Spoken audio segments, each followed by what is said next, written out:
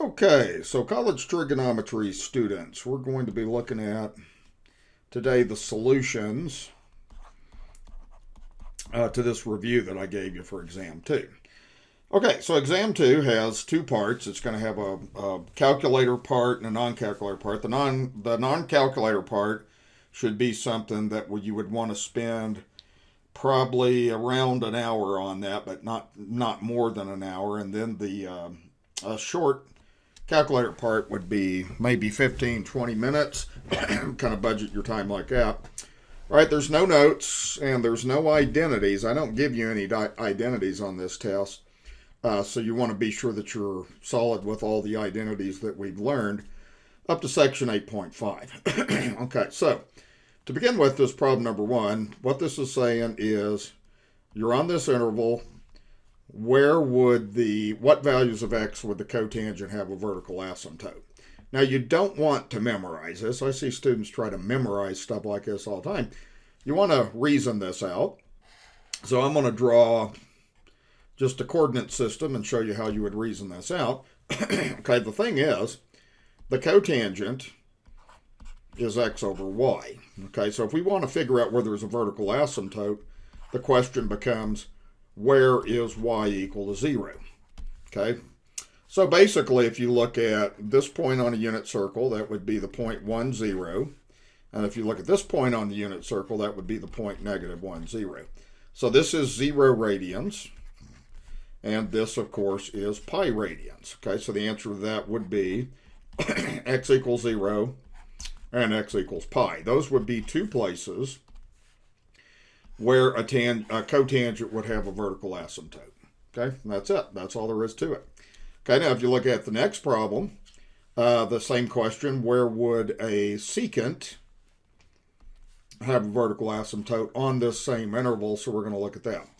Well, the one thing that you got to remember is what is the definition of a secant? So the secant of some angle theta is r over x. So the question becomes, if I want to make this undefined, I got to know when is x equal to 0? Where on a unit circle is x equal to 0? Okay, that occurs at two places. Like at this point, you'd have the point 0, 1. Okay, that is pi over 2 radians. And then also you would have this point, which would be the point 0, -1. Again, x is 0. So you would have this one would be at 3 pi over 2. So there's be two places. There would be x equals pi over 2. And then there would be x equals 3 pi over 2 like that. Okay, so that's the basic idea is if you're working with a unit circle, you just want to know where things are undefined. You have to know the definitions of the trig functions in order to figure those two things out then. Okay, so that would be the idea on this. So I'm going to draw this coordinate system just real quick one more time and just kind of review what I did on this. So if you look at these places on a unit circle, if you look at 0 radians, you have the point 1, 0. If you look at pi over 2 radians, you have the point 0, 1. If you look at pi radians, you have the point -1, 0. And if you look at 3 pi over 2, you have the point 0, -1. So basically on a cotangent, the cotangent was x over y. So the question is, where is y equal to 0? So y was equal to 0 at 0 and pi. Okay. And then the secant, remember the secant's definition is r over x. So the question became, where is x 0? Well, x is 0 at pi over 2 and 3 pi over 2. That's how I figured that out. Now, the one thing you can't forget is the definitions of the trig functions, certainly. But you can use those definitions in your knowledge of the unit circle to figure out where asymptotes are always, okay? Okay, on this next problem, we're going to do a graph of a cosecant, so I'm going to review that. Okay, so what I'm going to do on this, if we're going to graph a cosecant, okay, the key thing on this is we need to identify all the transformations we have. And really what I'm going to do is, I'm going to use a dashed line to graph out y equals -3 times the sine of x plus 2. Okay, now I'm going to show you how to do this just basically in a couple of steps. You can even do this in one step if you want to. Okay, so first of all, you got to identify several things. The period is 2 pi over the number in front of x. So that's just 2 pi. Okay, the increment, we always find the increment by dividing the period by 4. Okay, so that's going to be 2 pi over 4. So that's going to be pi over 2. Okay, so what I'm going to do is I'm going to count this off to pi over 2. This will be pi, 3 pi over 2, and then out to 2 pi like that. Okay, and I'll do the negatives one like this. So we have negative pi over 2, negative pi, negative 3 pi over 2, and negative 2 pi. And then a couple of things. Well, we have an amplitude change. Okay, you have an amplitude on this of 3, and then you have a up 2 thing. So you probably want to make this go at least up to 5. Okay, well, so I'm going to take my y-axis. Let's go 1, 2, 3, 4, 5. And then let's go down 1, 2, 3, 4, negative 5 like that. And then that'll set up what we need to have. All right, so what I'm going to really do on this, now you can do this in more than one step if you want to. So I'm just going to take like, like a color, kind of a light color, like a green or something like that. And I'm going to graph out the sine. I'm just going to pretend like we have y equals sine x. Okay, I mean, we know that a sine x starts at 0, 0, then it hits its height, then it cycles through these points right there. Okay, now you can bypass writing this down if you want to, but it will kind of make it beneficial because in one more step, I can handle these translations. Okay, so notice how the y values go. The y values just go 0, 1, 0, negative 1, 0, 1, 0, negative 1, 0, over and over again forever. All right, well, but what we're doing is we're doing the graph of negative 3 sine x plus 2. So all that's going to happen on this is you're going to multiply the y value by negative 3 and then add 2 to it. Okay, so I'll just do a couple of these. I'm not going to crunch every single one of these out, but we'll do some of them. So if we were to start here, we would do negative 3 times 0 plus 2. So that's equal to 2. So that new point would be, and I'm going to do this in red, that new point would be up 2. Okay, because again, we're graphing negative 3 sine x plus 2. Okay, and I'm going to do this with every single one of these things. So now I'm going to go for this, negative 3 times 1 plus 2. That's negative 3 plus 2, so that's negative 1. Okay, so let's go to y equals negative 1, like that. Okay, and you can just kind of scratch these things out, or you can even erase those if you want to as we go with an eraser. Okay, then we move on to the next one. The next one's just going to be negative 3 times 0 plus 2, which is going to be 2 again. Okay, so this point right here is going to move up to 2. Okay, and then this one is going to go like this. This is going to go negative 3 times negative 1 plus 2. So that's going to be 3 plus 2. That's going to be 5. So this point right here moves all the way up to 5. So what's happening on this is this thing stretches down to negative 5, or down to negative 3 because of the period. Then it reflects. Then it goes up 2. So just think of that stretching to the amplitude of 3, reflecting to there, and then going up 2. Now see, that's enough points that you can see where the min and max and midpoint are now. So the rest of them, you just predict where they're going to go. This one's going to go to 2.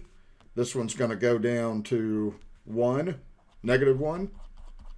Okay, this one's going to go back up to 2. This one's going to go to a max of 5. And this one will go back to the midpoint like that. So you just sort of crunch those things out one by one. Okay, then you're basically ready to get your cosecant graph. So all these little green points right here, you can take those off now if you want to, because all those things were just graphs of y equals sine x. Okay, now the next thing we want to do is we want to identify the asymptotes. The asymptotes are always going to occur at midpoints. The midpoint is halfway between the max and min. So all these things right here that I'm highlighting are midpoints. So you're going to have vertical asymptotes through that. So I'm going to just draw go ahead and draw all of my vertical asymptotes through these points. And then I'll be ready to sketch in the final graph. So the y-axis is an asymptote. So you want to be sure you draw that in like that. This is an asymptote. And this is an asymptote like that. And then we'll sketch in the graph like that. I'm going to pick kind of a color. Let's do like a dark green or something like that. So then that's going to do that U shape, kind of like that. That's going to do the U shape like that. Again, you're approaching the asymptotes, but you're not touching them or crossing them. So that approaches the y-axis, approaches that asymptote, and so forth like that. Okay, so that's the graph like that. Okay, so you want to kind of review how I did that then. Now, the other thing that I think is a pretty important thing to do, I'm going to erase a couple of things here and just remind you kind of how you could do a check. So if we wanted to check the answer to this problem, so we just got through graphing y equals -3 cosecant of x plus 2. Now you can pick any point you want to, and it doesn't make any difference. If you wanted to pick 3 pi over 2 and make sure that that y value was 5, you could do that if you wanted to. So let's do that. Okay, we got -3 cosecant of 3 pi over 2 plus 2. If you looked at a unit circle at 3 pi over 2, which is that point, the value of that is the reciprocal of, it's basically going to be r over y. So it's r1 over -1, so it's -1. So this thing right here is going to be -3 times -1 plus 2. That's 3 plus 2, so it's 5. So it matches with that.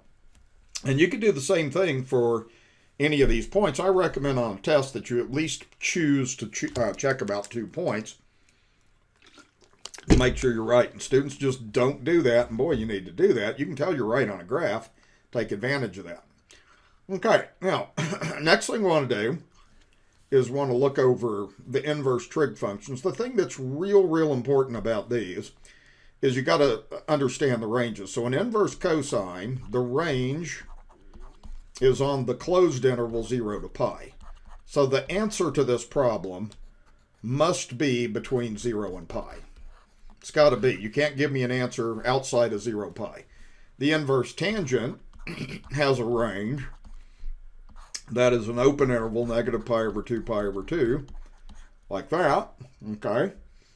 So that means the answer to this problem must fall within those two numbers. Okay, and then the range of the inverse sine is almost like the inverse tangent, except it's a closed interval. Okay, so you can have pi over 2 and -pi over 2 as an answer. So just be sure that when you give these answers, that you're given these things in the correct range. Okay, and then basically these problems boil down to just doing a unit circle. Okay, so I'm going to erase these things. Those were just kind of reminders.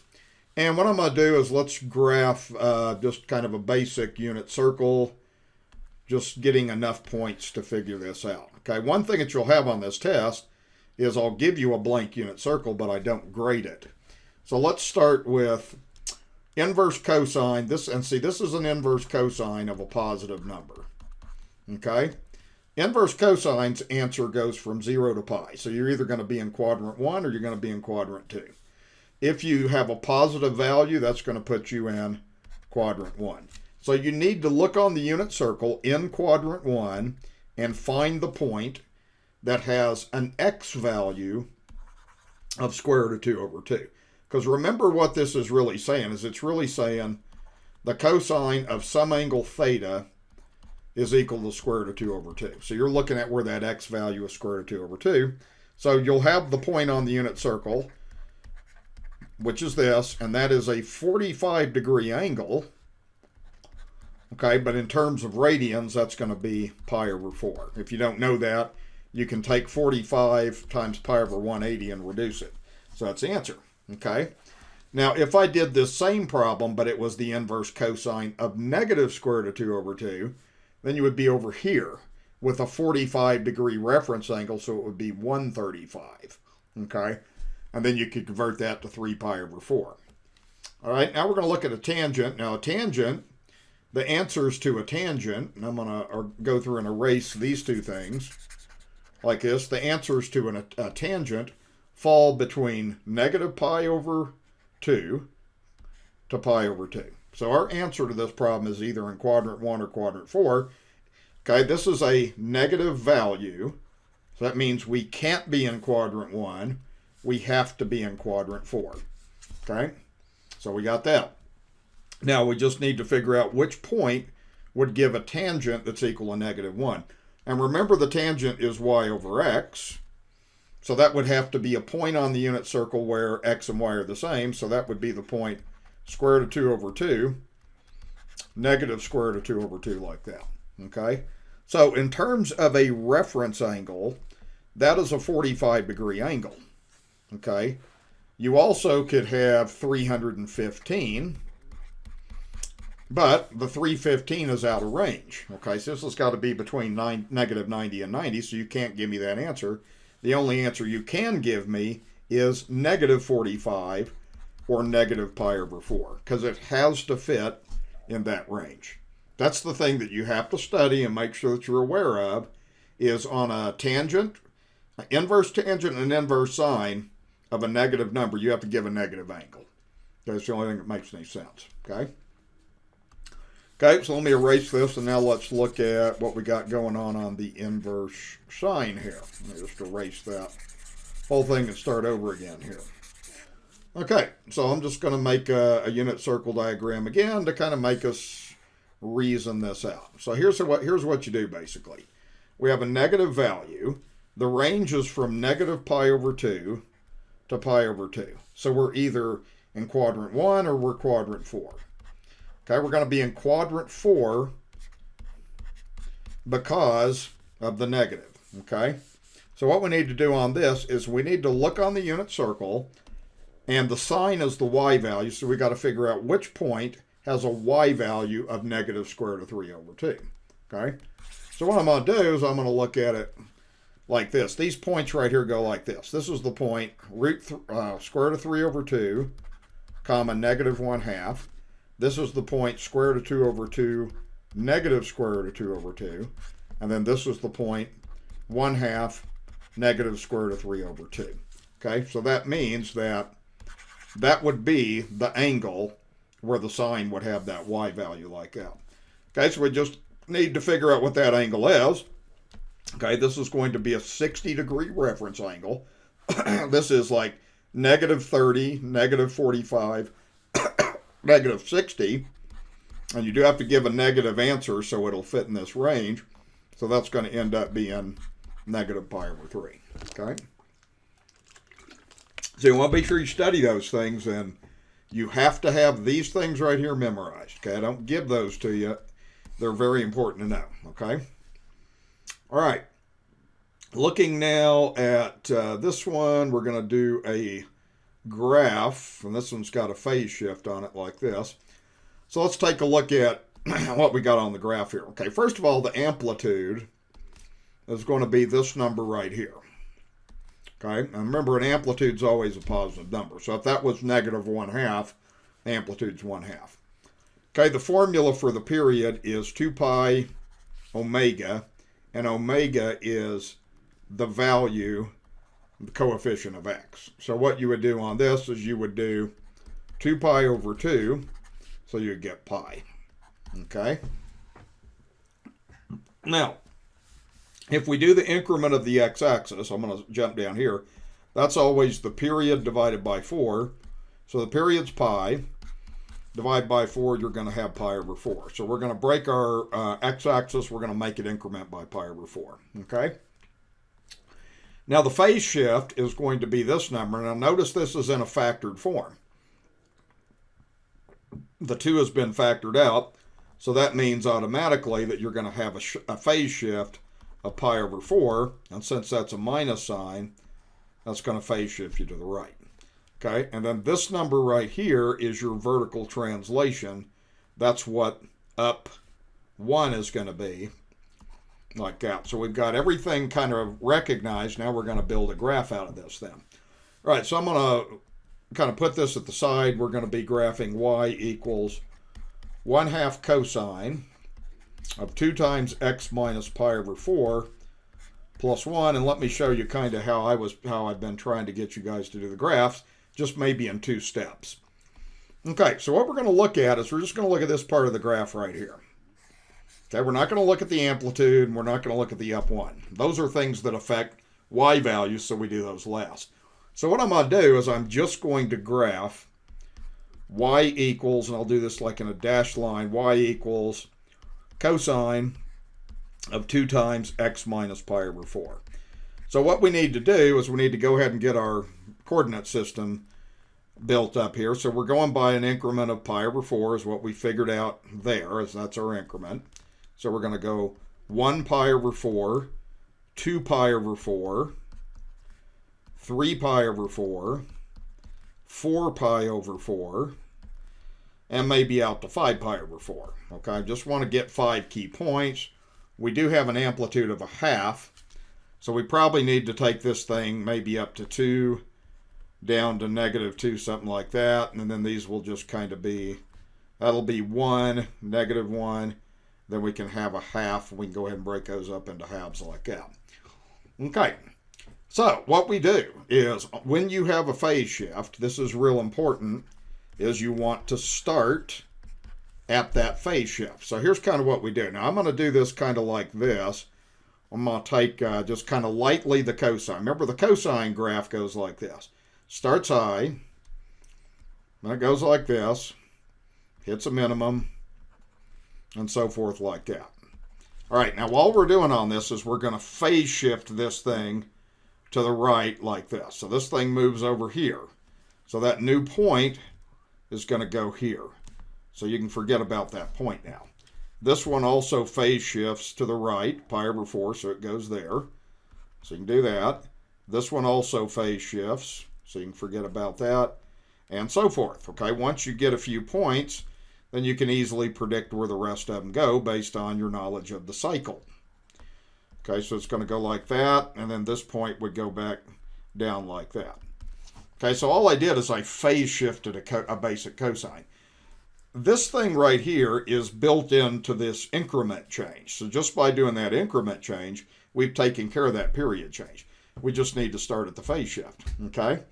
So what do we have on this now? The y values we have are 0, 1, 0, -1, 0, 1. So now is where we look at these two numbers, 1/2 and plus 1.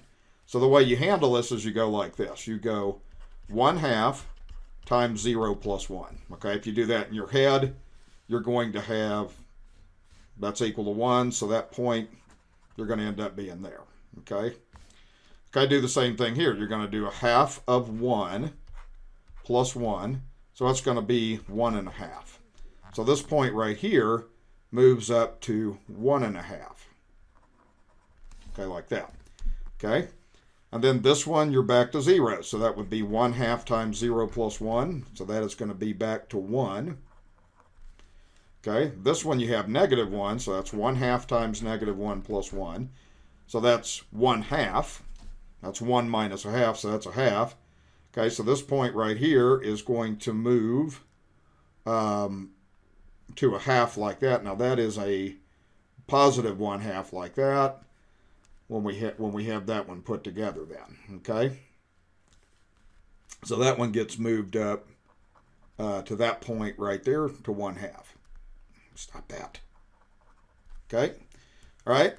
And then this point would again be 1/2 times 0 plus 1. So that's back up to 1. Okay? And then this one would be, has a y value of 1, so that would be 1/2 times 1 plus 1. So that would be back up to 1/2 like that. Okay, so now if I went through and just drew this in a graph, it would go like this. Okay, it will just kind of go through these points like this, kind of snake its way through those points like that. That would be your answer. Okay, so again, start at the phase shift. You've already got the increment changed on the x-axis to do that. And then just your y values. See, if you only do this part right here, your y values are going to follow what they do on a basic cosine. And then this is multiplying y by 1/2 and then adding 1. And that's how that would go then, okay? And then you can check if you want to. So pick a point. You know, if I were doing this, I'd pick pi over 4. So let's just say, okay, x equals pi over 4. Okay, what do we have? We have y equals 1/2 cosine of 2 times pi over 4 minus pi over 4 plus 1. I use pi over 4 because it's so easy. So this is 1/2 cosine of 2 times 0 plus 1. So this is 1/2 of the cosine of 0 plus 1. Well, the cosine of 0 is 1. So this is 1/2 times 1 plus 1. So that's just going to be 1.5. So notice that point did have a y value of 1.5. So you can check like that. I think that's an incredibly important thing to learn how to do on this test is check your results. Okay? Okay, now this would be a kind of an automatic answer on this one. You can reason this problem out like this if you want to. So basically, if you're doing an inverse cosine, okay, remember that the range of an inverse cosine is on the interval 0 to pi. Okay? So since there's a negative, that's going to put you in quadrant 2. Okay? 0 to pi is that. So that's a negative value for the cosine, so that's going to put you in quadrant 2, okay? And then basically what you have is you're going to have x is going to be negative 10, and then you're going to have y is equal to 13. Well, what you're doing on this problem ultimately is finding a cosine, and a cosine's x over r, so it's just negative 10 over 13. So the answer to that problem pretty much automatically is going to be negative 10 over 13. Okay, anytime you do a trig function of the inverse in this order like this, then that will be your answer right there. Okay, you do it backwards, though, it's a little bit different. Okay, the next one is probably a cosine sum difference identity. So what I would start with on this one is just take 180 over 12. Remember, you can't use a calculator on this, so you want to be kind of careful about how this goes. So we'd do 180 divided by 12. That goes in 1 time. 6 left over. 12 into 60, 15 times. Okay, so that's going to be just 5 times 15, which is going to be 75. Okay, so what we're really going to do on this problem is we're going to do the cosine of 75 degrees. Okay, all right, so let's write that down. Cosine of 75 degrees. We need to find 2 angles that add or subtract to 75. The logical choice is 45 degrees plus 30 degrees. Then you got to know your cosine identity. So your cosine identities go like this. If you had like alpha plus beta, it goes cosine alpha, cosine beta, minus sine alpha, sine beta. Okay, and then if you had cosine of alpha minus beta, that goes cosine alpha, cosine beta, plus sine alpha, sine beta. Okay, so I just remember this identity. The cosine identity goes cosine, cosine, sine, sine, different sine. Cosine, cosine, sine, sine, different sine. So I don't give that to you. You have to remember that. Okay, so when we do this, we're going to have cosine of 45 degrees times the cosine of 30 degrees, different sine minus sine of 45 degrees times the sine of 30 degrees like that. Okay? All right, so now what we need to do is just kind of pull out the unit circle or your special triangles. It's up to you which way you do. I just do unit circle on this. So what I'm going to do on this then is just go back to a quick little unit circle diagram on here and just figure out these key points. Okay? So we're in quadrant 1. We have a 30-degree angle there, a 45-degree angle, and a 60-degree angle here. Okay? All you need to do is just do the points. This x value is over as far as possible, so that's why you have the 3 there. It's up as little as possible, so that's a half. And then this point would be square root of 2 over 2, square root of 2 over 2. So you've got to be sure that you know how to do those values. Okay, so the cosine of 45 is just going to be the x value. Okay, the cosine of 30 is going to be the x value of that point, like right there. So we're going to go ahead and just put those together. So this is going to be square root of 2 over 2. Cosine of 30 is square root of 3 over 2. minus, now when we do the sine of 45 and the sine of 30, those are the y values. Okay, so when we do that, we're going to have square root of 2 over 2, and then 1/2 like that. So that will be square root of 6 over 4 minus square root of 2 over 4. You've already got a common denominator, so you can write the answer like this. So your final answer is square root of 6 minus square root of 2 over 4, like that. Okay? So that is a cosine sum difference identity that you have to know. I don't give those to you, so you want to be sure that you study those then. Okay? All right. So the next thing we want to look at is the sine.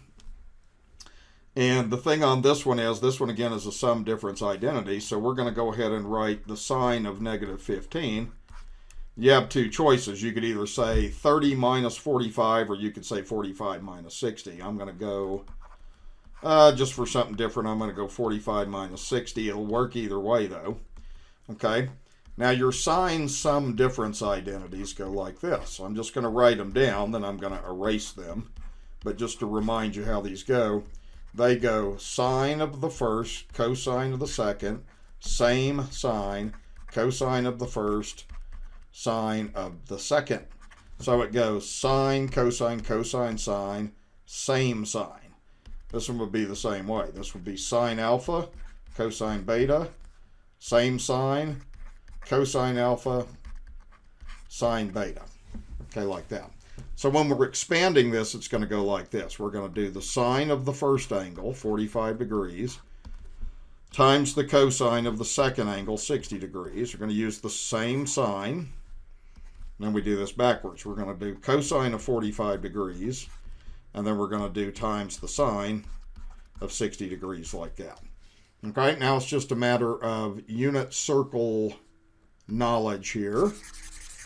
So I'm going to draw another unit circle, and we'll take a look at how that goes. Okay, so we just need to look at 45 and 60. So again, we're in quadrant 1, and we have these points right here.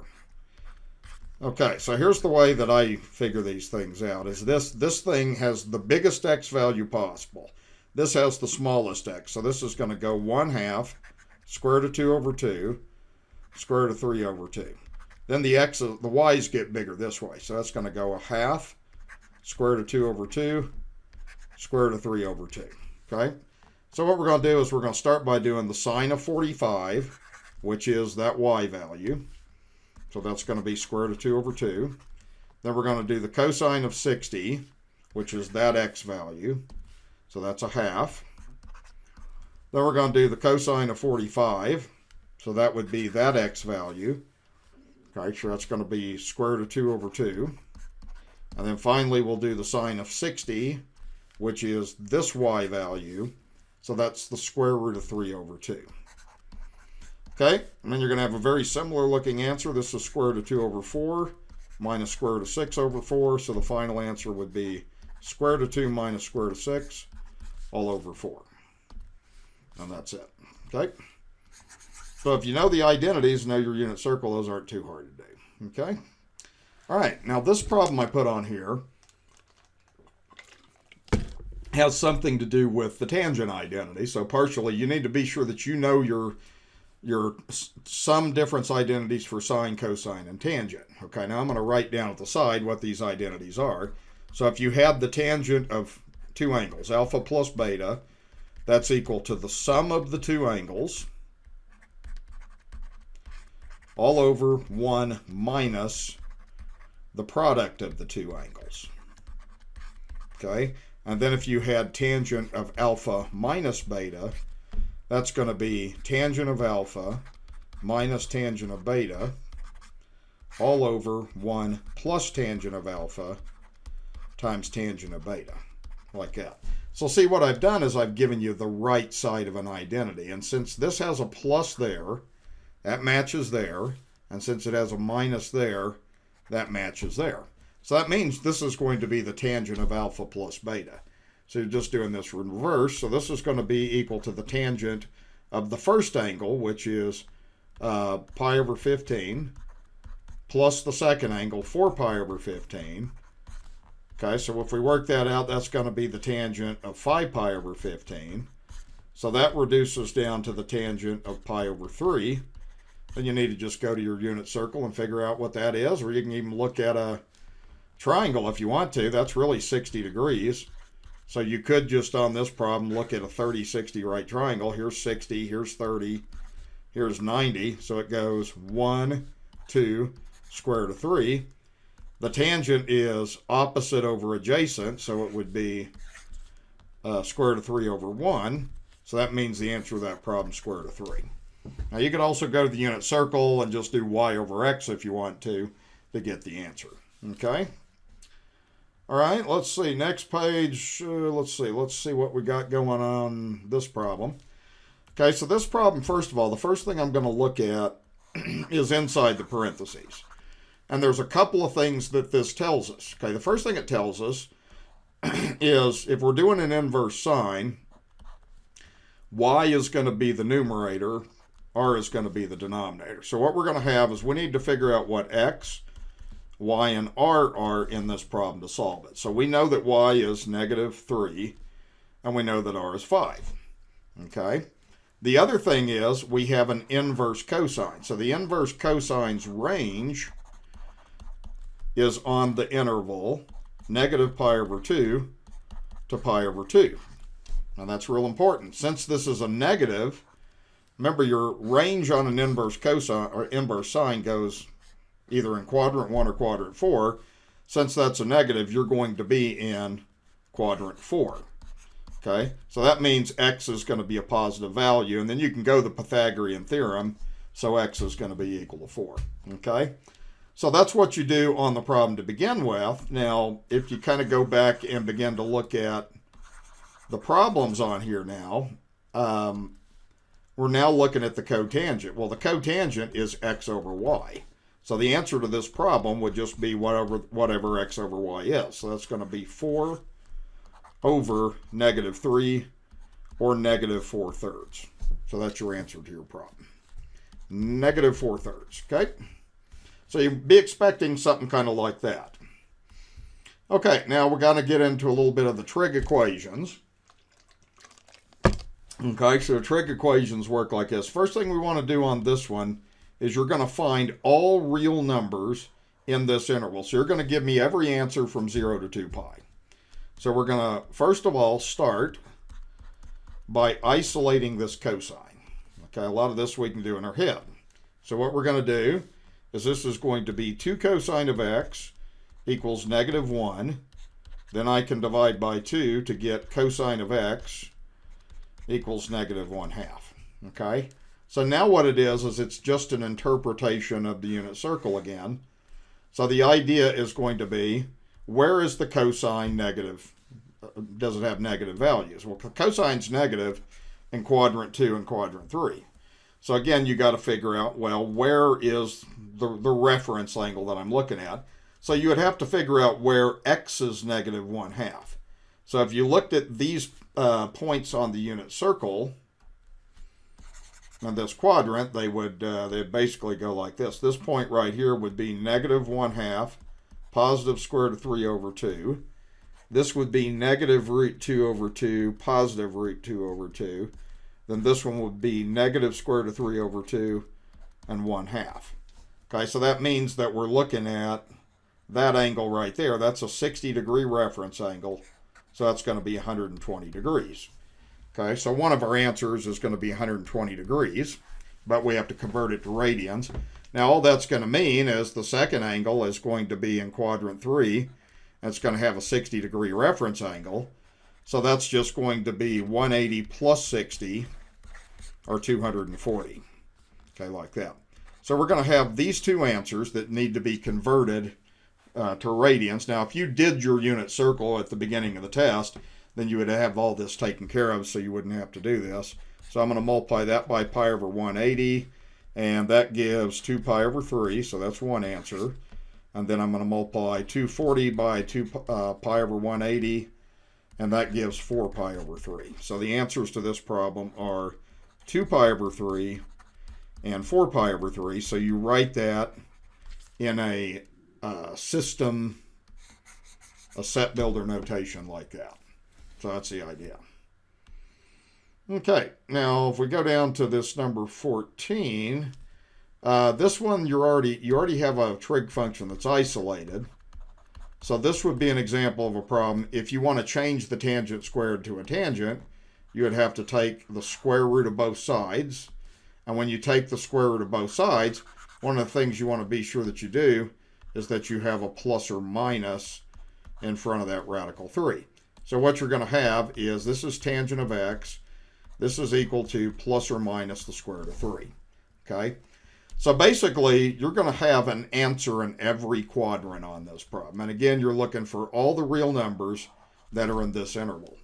So if we were to go through and draw out a unit circle diagram on this, now we can do triangles too.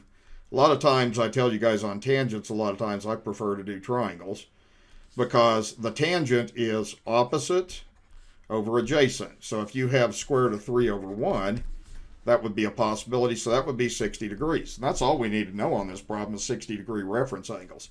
So you're basically going to have, at this point, you're going to have, that would be root 3, but that would be negative 1. And then if you went to quadrant 3, you'd have a 60-degree reference angle with this being negative root 3, like that. And then if you went to this one, you would have a 60-degree reference angle having those values like that. So if you were going to do this in degrees, then it would just go like this. Okay, you would have 60 degrees. Okay, then we would have 120 degrees. Then you would have 180 plus 60, or 240 degrees. And then you would have 360 less 60, or 300 degrees. Okay, or if you already have your unit circle put together, you just look it up. Okay, and then if we convert these to radians, 60 pi over 180 is going to give you pi over 3. So that'll be the first answer. Okay, and multiply this by pi over 180 and reduce. That's going to be 2 pi over 3. Okay, and then multiply this by pi over 180. That's going to be 4 pi over 3. And then finally, this one, if you multiply that by pi over 180, let's see, that's going to be, I think, 5 pi. Let's see, you can cross out the zeros, divide by 6, so you'd have 5 pi over 3 on that, okay? So you got 5 pi over 3. Okay, and then those should be the 4 answers of that problem. So that's a square root property. Primarily is what that is then, okay? Okay, so notice they just have 60-degree reference angles all around. The plus or minus is what generated 4 answers, okay? All right, now this trig equation right here is going to require an identity. Okay, so we've got 2 cosine squared x plus sine of x minus 2 is equal to 0. Okay, now one thing I notice on this is we have 2 trig functions. However, we have the identity sine squared x plus cosine squared x equals 1. So we could solve for the cosine. We could move this to this side to get cosine squared x equals 1 minus sine squared x. So what I'm going to do is I'm going to replace that cosine with this. Okay, so I'm going to write this down like 2 times the substitution plus sine x minus 2 equals 0. So I'm going to plug this thing in like that. Now see what we've accomplished by doing that now is we have one trig function. We just have sines. So now I'm going to do a distributive property. So that's 2 minus 2 sine squared x plus sine x minus 2 equals 0. Okay, the 2's cross out, which is kind of nice, and then you're left with negative 2 sine squared x plus sine x equals 0, and you got to solve this by factoring. So you've got a common factor of sine x that you have to pull out of this then. Okay, so sine has to be multiplied by negative 2 sine x to get the first term. See, that times that checks to this. And then sine times 1 is going to give sine x. So if you factor something, make sure that you did it right, okay? Because if you didn't, you're just kind of wasting your time finishing the problem. So now we're going to set these two factors equal to 0 to finish up the problem. So we're going to do sine x equals 0. That'll have something to do with the unit circle. Then we're going to solve negative 2 sine x plus 1 equals 0. And again, that's going to have something to do with a unit circle also. Okay, so let's go ahead and see kind of what we got going on the unit circle on these two problems then. Okay, so if we look at the sine of x equals 0, okay, now we're going to solve this equation again. It says I want to solve this equation on this interval. All right, so we need to do this. Okay, so the idea is going to be, where is the y value equal to 0? Okay, one place that you're going to have a y value equal to 0 is at the point 1, 0, and another place is the point negative 1, 0. Okay, so those will be two places where the sine x equals 0, so that's going to be x equals 0 and pi radians. So those will be two of the answers to the problem are 0 and pi. Okay, now we need to solve this equation, so this is going to be you could just say negative 2 sine x equals negative 1. You could divide by negative 2 if you want to, so that gives sine of x equals 1/2. Okay, now what I'm going to do on this, again, it's just a little unit circle diagram to help us reason that out. So we're going to look at any place on the unit circle we can think of where the sine is equal to 1/2. Okay, first of all, the sine is positive in quadrants 1 and 2. So you've got to be in quadrant 1 or 2. So let's just figure out of these 3 points right here, which one has a y value of 1/2. It's going to be the one that's the lowest, because this is going to be a square root of 3 over 2, 1/2. So basically, this would be an angle where the sine would be 1/2. That's 30 degrees. Okay, and then if you go over to this point on the unit circle, this point on the unit circle is negative root 3 over 2, 1/2. So that also has a 30-degree reference angle. So our angles are 30 degrees, okay, 30 degrees, 150 degrees, and then we can convert those two things to radians, okay? So I'm going to multiply that by pi over 180. That'll give me pi over 6. So that'll give another answer, pi over 6. What's going on with this thing? Pi over 6. Okay, and then if we multiply 150 times pi over 180 and do the reducing, that's going to be 5 pi over 6. Stop that. Okay, so it's going to be 5 pi over 6. So those would be the four answers to the problem on that are 0 and pi over 6, and 5 pi over 6 like that. Okay? So again, this revolved around factoring, and then once you did the factoring, you had to ultimately analyze those two statements right there on the unit circle to get the answer, okay? Okay, now on, let's see, on this one, this says write the equation of a cosine function with the following graph. Okay, so this is kind of like something that you did a little bit on the, the pendulum problem, the swinging ball problem that we did, okay? So first of all, the general formula is going to be y equals a cosine of omega x minus phi for the phase shift, and then some other number like for the up-down translation. So we got to figure those things out, okay? I don't know why it keeps doing this, jeez. Okay, so we're going to figure that out. The first thing we want to do is let's figure out what the amplitude is. The amplitude is actually very easy because the amplitude is 1/2 the distance between the max and the min. Okay, so when we do the amplitude, that's going to be 1/2 the max minus the min. It's a distance, so that's why I'm using absolute value. So that's going to be half the max. The max is 5. The minimum is -1. And you can do this by counting too if you want to. So that's a half of 5 plus 1. So that's half of 6. So that's going to be equal to 3. So the amplitude is going to be 3, so that's what goes there. Okay. So now what we got to do is we got to figure out the period. And to figure out the period, that will ultimately help us to figure out what omega is. So our next strategy on this is try to figure out what omega is. Okay? All right, the period would be, let's just start here and look at this point right here. And then the cycle's going to go 1, 2, 3, 4, 5 key points. So that's going to be the end of a period. So the period on this seems to be 4 units. Okay? So we're going to have use this equation. Period is equal to 2 pi over omega. Okay? So the period, we just crunched out the period on this to be 4. So we're going to say 4 equals 2 pi over omega. I'm going to cross multiply, so that's 4 omega equals 2 pi. Then I'm going to divide by 4, so I get omega equals pi over 2. That's what goes there. Okay?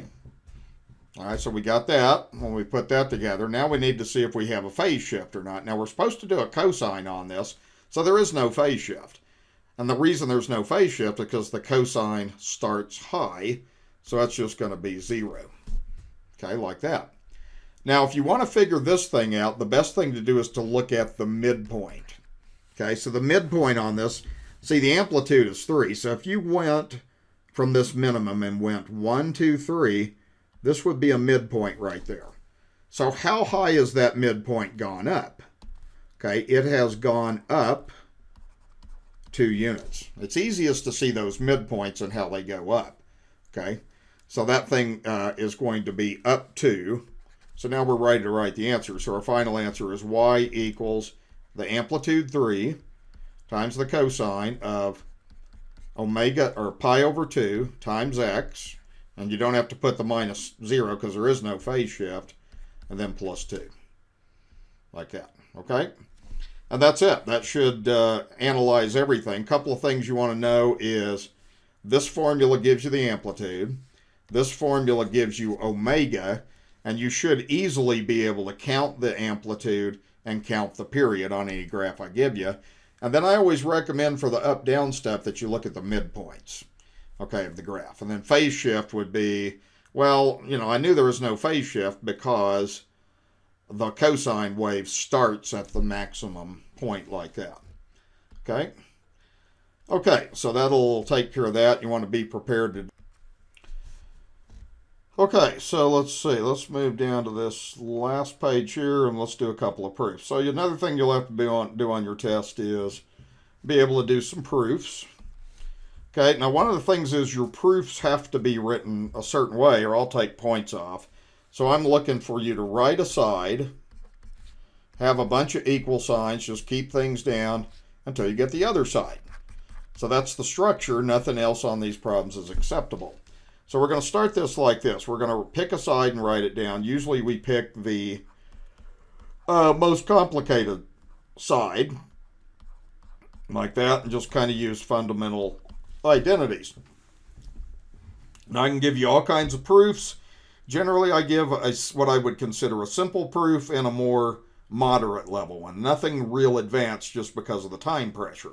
So what I'm going to do is do a distributive property. So I'm going to do cosine theta times tangent theta. So let's write that down. Then I'm going to do cosine theta times cotangent theta. Also, don't lose your theta. So like if you wrote cosine cotangent, I'd take off a point. Okay, you cannot lose those thetas. That drives me crazy and other math teachers. You don't be lazy about that. Keep writing the theta down.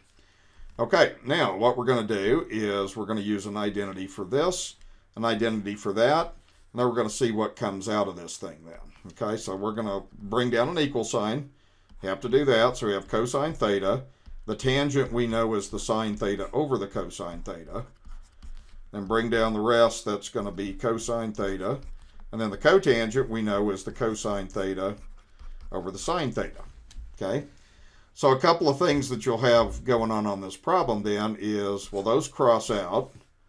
So that's going to leave you for the next step. You're going to have equals sine theta. And then this part right here, if you put that over 1 and multiply, you're going to have cosine squared theta over sine theta. Okay, now keep bringing down the equal sign and just kind of show the steps. Well, the next thing we need to do is we need to get a common denominator. So you would want to show that what you're going to do is multiply the sine theta by sine theta over sine theta in order to introduce that common denominator. Then bring this down as cosine squared theta over sine theta like that. Okay? All right, so now what do we have? We have sine squared theta over sine theta plus cosine squared theta over sine theta. Now I'll just keep kind of taking it this way. So now you're going to have sine squared theta plus cosine squared theta over sine theta. You get a common denominator. However, we know this is 1. So you have 1 over sine theta. And then 1 over sine theta is the cosecant of theta. And that's what we're trying to prove. So what I'm trying to look at structurally on your proof, you pick a side. You had a bunch of equal signs. You never lost those equal signs. And you ended up with the other side. I don't want to see the proofs any other way. It's got to have that structure.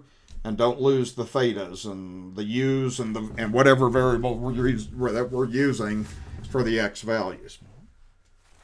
Okay, or for the angular values. Okay, so on this one, pick a side. I think it's probably easier to go with the right side. I mean, you could try it either way. I'm sure you could get it going either way. So again, just pick a side, write it down, and then put an equal sign. So what I'm going to try to do on this is I'm going to try to go through and maybe multiply by the conjugate or something. I don't think I'm going to get much of anywhere unless I multiply by a conjugate. Okay, so I'm going to try that. Now this is a little bit more advanced level proof. So sometimes these are good ideas, is just to try to multiply by a conjugate because it gives you more options. When you start getting a sine squared and a cosine squared in your expression, it kind of gives you more options. So let's see what happens. So what we're going to have in the numerator is cosine u times 1 plus sine u. We may have to multiply that out. And then the denominator, we do need to multiply that out. And if you do that by FOIL, you're going to have 1 plus sine u minus sine u minus sine squared u. Okay, so we're going to do that. Now let's go ahead and just bring down the numerator and just keep doing that. We may have to multiply it out. We'll see. And then the denominator is going to be 1 minus sine squared u. Okay, so now let's kind of think about what's going on this problem. We got to prove that it's equal to a secant u plus a tangent u. So one thing I see here is I see this. Now, any of your scratch work I do not need to see, but at the side of the paper, I'm just going to remind you that the sine squared of u plus the cosine squared of u is equal to 1. So if I moved that sign over there, I'd have cosine squared u equals 1 minus sine squared u. So that means this thing can be replaced with this thing. So I would get cosine of u times 1 plus sine of u. Then I'm going to replace this with cosine squared of u. Okay? And then we'll have to see if anything comes out of this, basically. So let's go ahead and multiply out the numerator now. So we're going to have cosine of u plus cosine u sine u all over cosine squared u. Now what I would do at this point is I would split this up into two parts. So I'm going to have cosine u over cosine squared u plus cosine u over sine u all over cosine squared u. Okay? Now, if you do this, one of these things is going to cross out. So if you have a cosine over a cosine squared, in your mind, you can just kind of write it out like that. That's going to be 1 over cosine. And then this, one of these is going to cross out, leaving u plus sine u over cosine u. Okay, well, this is equal to the secant. And this is equal to the tangent. And I think that's what we're trying to prove. Okay, indeed it is. Okay, so the idea with this proof now, okay, again, you pick the side. You just kept substituting equals for equals. like this. I'll squeeze this out a little bit so you can see the whole proof. Like that. And then we ended up with this side. Perfect, beautiful proof. Now you might be able to do that in less steps.